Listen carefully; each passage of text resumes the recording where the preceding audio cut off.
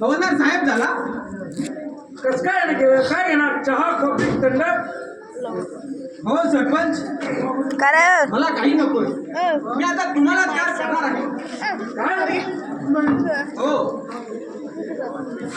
अहो मानसिक या गावात वावरतोय. काय म्हणतात? तुमच्या गड्याची चप्पल सरपंच साहेब. कुठं आहे तो? इन्स्पेक्टर आणि त्यांची मैत्री झाली आहे. काय म्हणतात? दोघांची दोस्ती झाली. मग तर आमची मस्त चिरली वाटतं. मी मदत करायला आलोय तुम्हाला. तुम्ही मला काय मदत करणार? माझ्या गळ्याभोवती पाचाची दोरी बांधली जात आहे हवालदार. सरपंच साहेब ती दोरी फक्त मी सोडवू शकतो. मी समजू शकत नाही आणि मी फुकट सांगू शकत नाही. काय हवं घालायला लागतात. सरपंच 50,000 तुमचा जीव मागायचा वाटतो. सरपंच 50,000 रुपये मिळतील. मी काय करू? पहिल्या 50,000 रुपये मग सांगतो. हे घे 50,000 रुपये. 50 भेटले. पण आता सांगतोय ना, लक्ष्मीला खिशात ठेवा म्हणतो. सरकारी वर्दीची किंमत वाढली पाहिजे ना. सांगतात ना. या इकडे का या दादाने हवालदार गोष्ट आहे म्हटलं तुम्हाला. आहे म्हणजे काय आहे? अहो थोड्या नोकलो नाही तर दिवा USB काय म्हणतात ते झालं असतो. बाप्पा बाप्पा ऐकूरते का होती वशील आलंय ना हो तेवढा. हा तेच म्हटलं. आम्ही लावू ना वशिला भाऊ साहेबांकडे किंवा अण्णा साहेबांकडे. तुम्हीच आता हे मागणे होशील लाव. काय? अहो आम्ही आमच्याबद्दल बोलतो. आता आम्ही म्हातारे झाले. हे गोळ्या बघा कसं हाडा विचार लागले. भाऊ मी जवान आहे, अजून काही दाढी भाऊ. माझं दाढी म्हणजे आज तुम्ही बोलला आहे आणले आणलं म्हणतो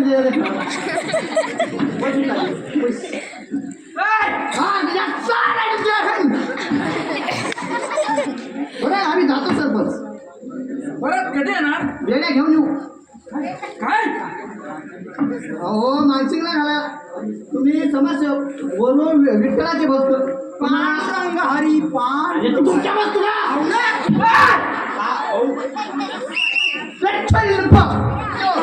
लहान लेकरं म्हणून सोडलं. आउटसा घेतो आउटसा.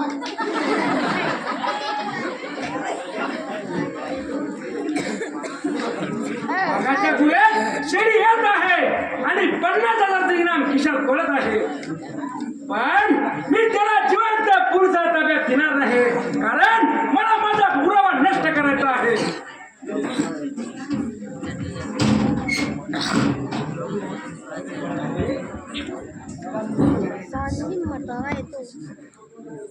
काय करताय सरपंच? कशा मारते? कशाला आली का वेळी इथं? अरे मला दाढी करायची नाही. अरे कचरा दिसत आहे. आम्ही काय चुकले का? अरे तुम्ही चुका नाही. मग रागवताय कशाला हो? अरे बाबा नो, मी आज महत्वाच्या कामात अडकलो आहे. ही चांगली बाई येते गावात.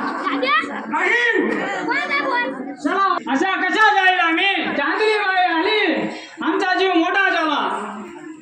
आम्ही कशा जाईल हो? तुम्ही जाता असं काय करता सरपंच? ते काय करता आपल्याला? ते नुसतं गाणं ऐकायला आला. आम्ही गाणं ऐकला की लगेच येऊन जाते बघा.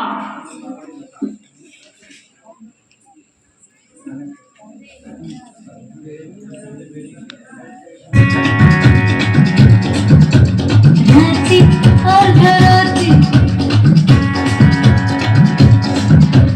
घाटी और घराती घाटी और घराती घाटी और घराती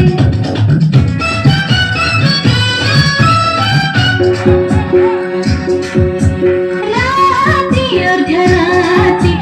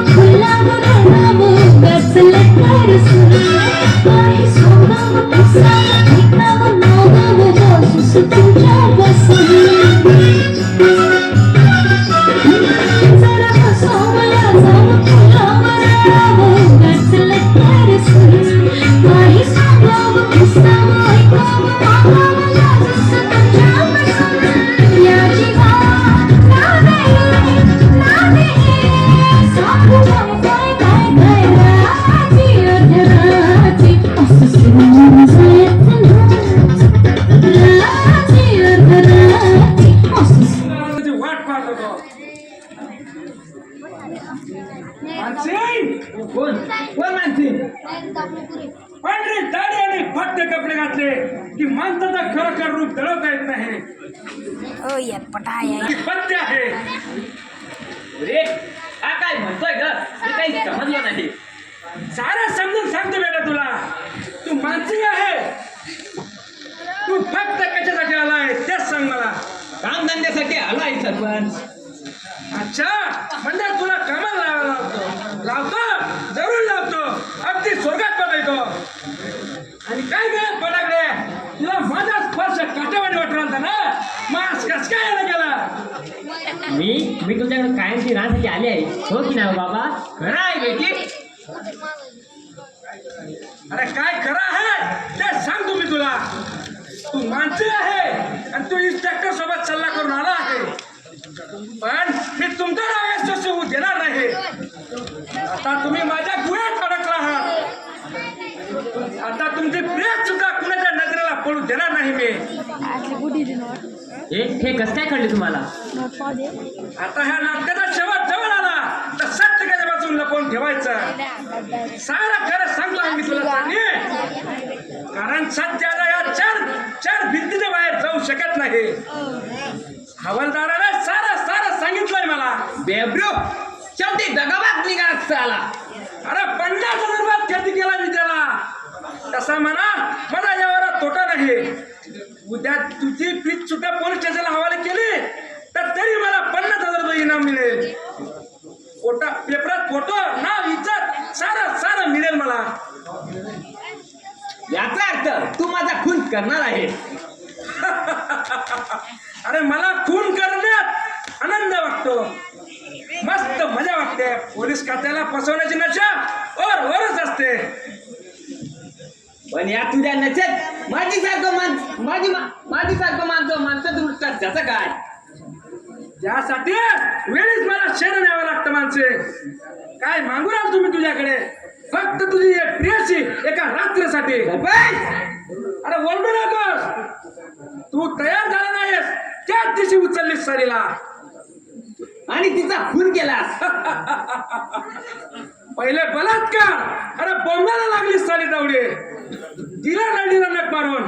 दुसऱ्या दिवशी तिची आई आली माझ्याकडे बोंबलात. दिली मागची हिरी ढकलून.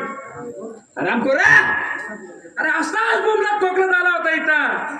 मी काय केलंय माहिती आहे का. थेट पोलीस स्टेशनला फोन लावला आणि प्रियसीच्या आणि तिच्या आईच्या खुनात तुला पोलिसाच्या हवाले केला आणि मी नामा निराळा झालो. पांडुरंग हरे. पण मी मात्र तुला सोडणार नाही सरपंच. अरे ह्याच खोट्या वल्गाण्याचं तुरुंग फोडलास आणि बेपत्ता झालास. अरे केवळ तुझा काटा काढण्यासाठी. पण शेवटी आज माझ्याच सापडात अडकलास ना. अरे तो हवालदार कुठला नसता तर. अरे पैशावर माणसं खरेदी करतो या सरपंच. आणि हा न्याय मी माझ्या इच्छेवर नाचवतो. अरे तुला माणसाचं मरण नाही येणार सरपंच. वल्ल्या कुत्र्याच्या मौतीनं भरशील तू. अरे माझ्या मरणाची फार काळजी करू नकोस तू. फक्त तुला आता कसं मारू ते सांग का तुझ्या डोळ्यासमोर चांदीची इज्जत लुटू. सरपंच गड्या गरीब आणि भोळा भाबडा होता. त्याचा खून करून तू फार मोठं पाप केलंस. अरे आडवा येतो त्याला कापतो मी. मग तिथं कोण कसला भोळा बाबला कसला पण विचार करत नाही मी. पोटचा पोरगा जरी आला ना त्याला सुद्धा कापाची कमी करणार नाही या सरपंच. क्रूरपणाची जात आहे तुझी. अरे अजून कुठे दाखवले आहे मी क्रूर आहेस तर. माझा कृत्याचा अपराध तुला दाखवला नाही. तुझ्या ह्या माणसीला पहिला मारू तर त्याच्या डोळ्यासमोर तुझी इज्जत लुटू. सरपंच तुला एक विनंती करते. तू पहिला माझा बळी घे. माझा जीव घे तू प्रथम. नाही. गुलाबाच्या कडीला खुशकारून पायदळी घ्यायची सवय नाही मला. मला तू हवे आहे. तुझं मला हे सुंदर तारुण्य लुटायचं आहे. अरे ओरडला तर तोंड कायचं बंद करेल. अरे चमक चाललं सांग तुझ्या याराला वोट बंद आणि डोळे उघडून पहा आमच्या ह्या प्रेमीला. तोंड उघडा ते गोडे अर्पण जाईल म्हटलं. आणि फटाकडा तू नाच मोरणी सारखी नाच. चांदे नका या कुत्र्यासमोर नाचू नकोस. अरे कोण कुत्रा रे? मी कुत्रा.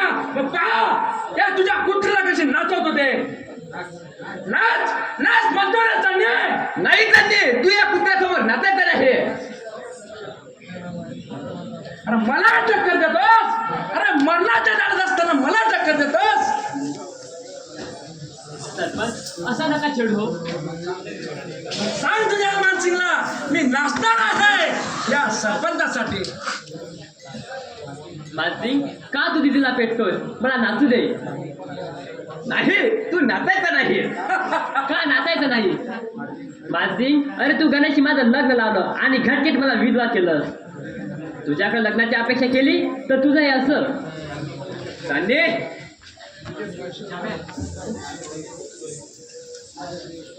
अगं चांदणी माझ्या प्रिन्सीवर माझं खूप प्रेम होतं. माझ्या आईच्यावर माझं खूप जीवापाड प्रेम होतं. पण या चांडाळानं तिचा खून केला आणि मी मराठी ठरवलं की आयुष्यभर केवळ अशी त्या आठवणीवर जगायचं. म्हणून मी प्रत्येक मुलीला माझी बहीण मानत आलो आहे. चांदणी मानसी तू मला त्यावेळी सांगितलं असतं तर अशी जागा भरून काढली असती मी. ते चुकलंच माझं. तर आता दुसरी चूक करू नको. शेवटचं नाचू दे मला. आणि मी आयुष्यभर कुणाकडे हट्ट धरला नाही. हट्ट धरू शकलेच नाही. तर ठीक आहे नाच तू.